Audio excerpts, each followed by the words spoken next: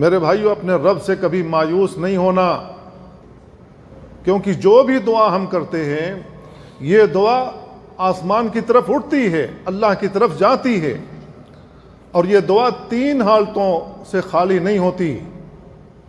پہلی حالت یہ ہے، جو ہم دعا کرتے ہیں یا تو اللہ رب العالمین اسے عطا کر دیتا ہے جو ہم نے مانگا ہے، تو ہمیں نظر آنے لگتا ہے جو میں نے مانگا تھا وہ ہفتے 1.5 ہفتے کے اندر یا کل ہی صبح ہی میں نظر آنے لگا کہ میرے راستے صاف ہونا شروع ہو گئے۔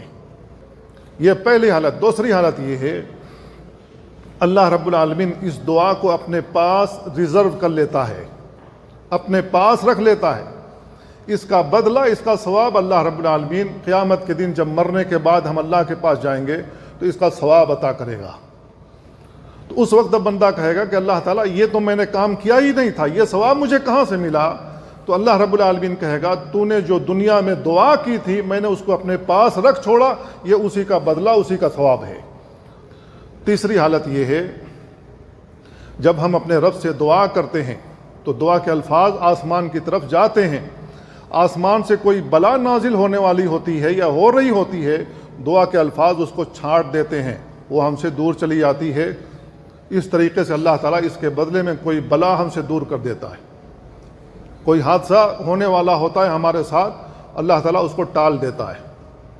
تو ہماری دعا 3 حالتوں سے خالی نہیں ہوتی، اور تینوں صورتوں میں ہماری دعا قبول ہوئی ہے۔